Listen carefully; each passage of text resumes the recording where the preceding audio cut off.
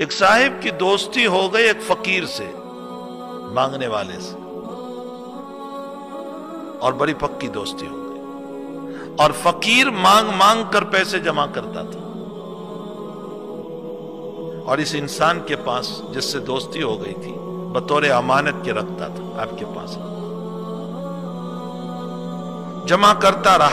رہا، ایک مدت ہو گئی، پھر اس نے آنا چھوڑ دیا، اس فقیر نے آنا چھوڑ دیا،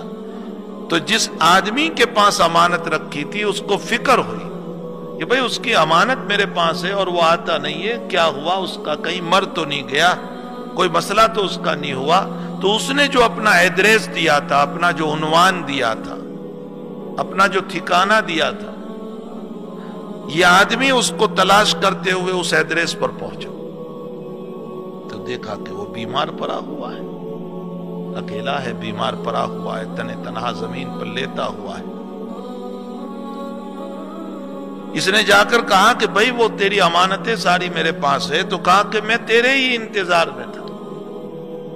اب تو میرے پاس ایک دو دن رہ، اس لیے کہ مجھے پتا نہیں میری روح کب نکل جائے، میں آخری وقت میں چل رہا ہوں، لیکن میری تجھ سے وصیت یہ ہے کہ میرا جتنا مال تیرے پاس ہے وہ سارا کا سارا مال میری قبر میں میرے ساتھ رکھ دینا، ٹھیک ہے؟ اس کی موت ہو گئی، اس آدمی نے وصیت کے مطابق اس کو غسل دیا، کفن دیا، اس کو دفنا دیا اور اس کا مال رکھ دیا۔ وہ کہتا تھا کہ تجھے معلوم ہے مجھے مال سے بڑی محبت ہے، اس لیے میرے ساتھ قبر میں رکھ دینا۔ اس کے مال کو قبر میں رکھ دیا گیا۔ کچھ وقت کے بعد اس آدمی کو دل میں یہ بات آئی کہ بھئی وہ تو مر گیا، گل گیا، سڑ گیا، اس کی بودی ختم ہو چکی ہوگی، اس کو مال کی کیا ضرورت، لاؤ میں اس مال کو نکال لوں، کچھ کام آ جائے ہمارے۔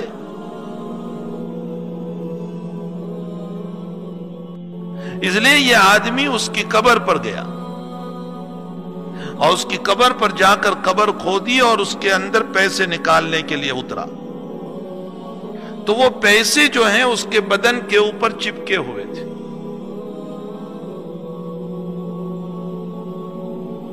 اس نے ایک سکہ یوں اٹھایا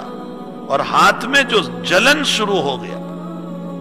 بہت ایسا فائر ہونے لگا اس کے ہاتھ میں کہ برداشت سے باہر، پریشان۔ اب یہ ہر وقت پانی میں ہاتھ ڈالتا ہے، جب تک پانی میں ڈالتا ہے ذرا سی راحت،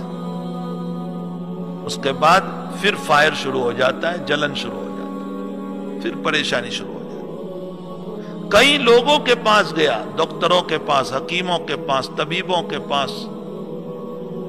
علماء کے پاس، کئی لوگوں کے پاس گیا، لیکن اس کا جلن اور اس کا فائر ختم ہونے کے لیے تیار نہیں۔ تو اس کو پتا چلا کہ حضرت شاہ عبدالعزیز صاحب محدث دہلوی رحمۃ اللہ علیہ بہت بڑے بزرگ، صاحب کشف و کرامت، بہت بڑے بزرگ، اور ان کے باپ شاہ ولی اللہ صاحب محدث دہلوی بہت بڑے، اور ان کے دادا شاہ عبد الرحیم صاحب رحمۃ اللہ علیہ بہت بڑے۔ تو کسی نے بتایا کہ جاؤ تم شاہ عبدالعزیز صاحب کے پاس دعا کرانے کے لیے، شاید کہ اللہ تجھے اچھا کر دے۔ میں کچھ سنانا چاہتا ہوں اس واقعے پر جو بہت کام کی بات ہے۔ یہ آدمی شاہ عبدالعزیز صاحب کے پاس گیا اور پورا واقعہ سنایا کہ حضرت ایسا ہوا،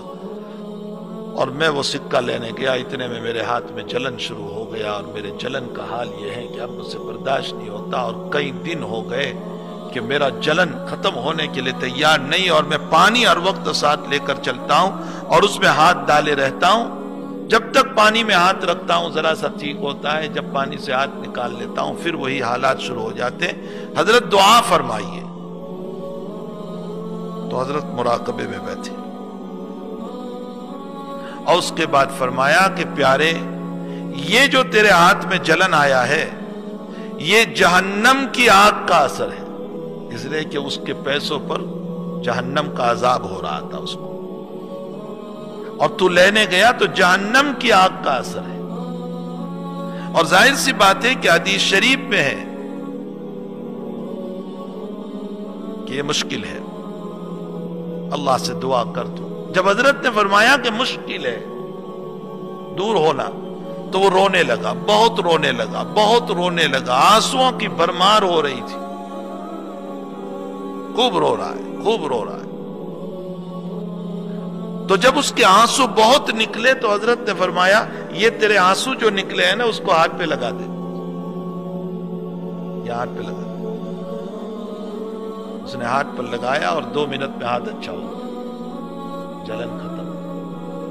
وہ کہنے لگا حضرت یہ کیا کرامت ہو گئی آپ کی کہ آج کئی وقت سے میں اس فائر اور آگ کو لے کر چل رہا تھا, 2 منٹ میں کیا ہو گیا؟ فرمایا میں نے کچھ نہیں کیا, میرے آقا صلی اللہ علیہ وسلم کا فرمان ہے کہ جہنم کی آگ کو اگر کوئی بجھا سکتا ہے تو وہ رونے والے کے آنسو بجھا سکتے ہیں. یہ جہنم کی آگ کا اثر تھا, جب تو رویا ندامت کے ساتھ تو آنسو جو نکلے اور تو نے آنسو کو اپنے ہاتھوں پر لگایا, یہ حدیث کی برکت سے ان آنسوؤں نے جلن کو ختم کر دیا. یہ ہے یہ جو آنکھ کے آنسو ہیں نا اتنے قیمتی.